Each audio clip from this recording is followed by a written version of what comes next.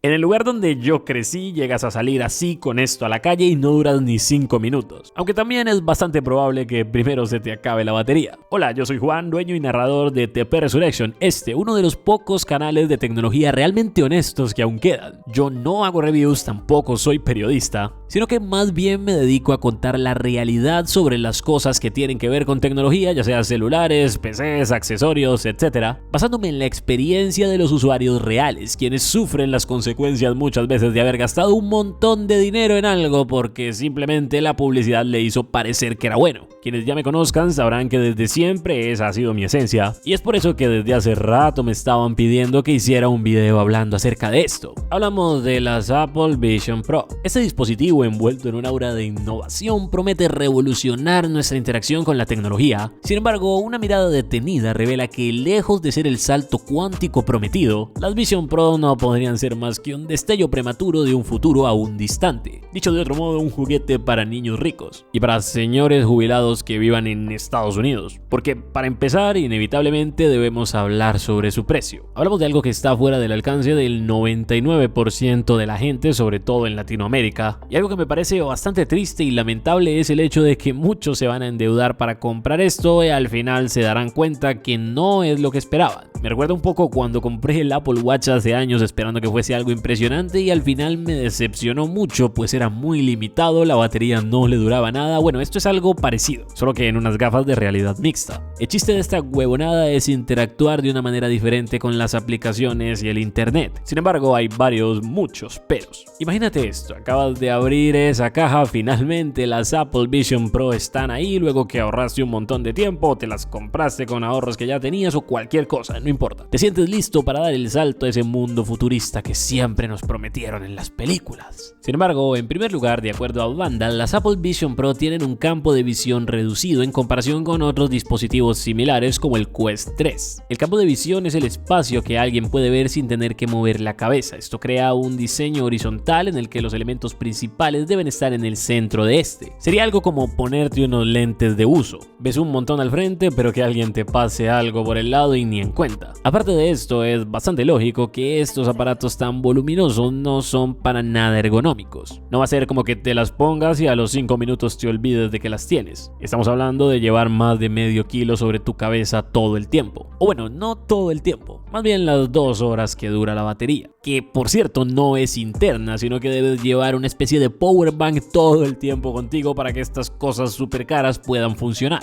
Algo bastante ridículo si me lo preguntan a mí. No es casualidad que en ningún momento cuando se venden y se promocionan estos aparatos se hable acerca de ello. Se trata de una tecnología muy virgen que aún requiere madurar bastante, algo así como mis haters, que aunque puede parecer asombrosa a simple vista, en realidad no es más que una beta. El campo de visión no es precisamente de 360 grados, lo que le resta muchísima practicidad. Eso de interactuar con las aplicaciones también es un tema bastante complejo. Te lo pintan bonito, como que vas a estar ahí moviendo cosas con gestos y sintiéndote todo un mago tecnológico. Pero de acuerdo a muchos usuarios, entre ellos este youtuber en quien me inspiré para hacer este video, hay momentos en los que parece que tus movimientos se pierden en la traducción de hombre-máquina. Puede funcionar perfectamente, de maravilla, pero no siempre va a ser así. Con lo que cuesta esto, podrías comprarte una PC de gama alta, una buena moto o un auto. No precisamente un Cadillac, pero tendría más utilidad que esta cosa. Algo que me llamó mucho la atención de los pocos videos sinceros que vi respecto a estas gafas es que alguien se quejaba muchísimo del hecho de que si te mueves mucho o estás en un lugar como por ejemplo un tren, no funcionan precisamente bien. Su manera de interactuar hace que sea sumamente propensa a fallos y errores. Y ni hablemos de las aplicaciones disponibles, que como les digo me recuerda un poco al caso del Apple Watch en sus inicios. Pues ciertamente estamos hablando de cosas muy pero muy limitadas. No es como que realmente puedas hacer mucho con ellas, de hecho no se puede hacer prácticamente nada. Lo novedoso, lo que intentan vender aquí como la última innovación es la manera en la que se interactúa con todo. Cómo se ven las aplicaciones, cómo se sienten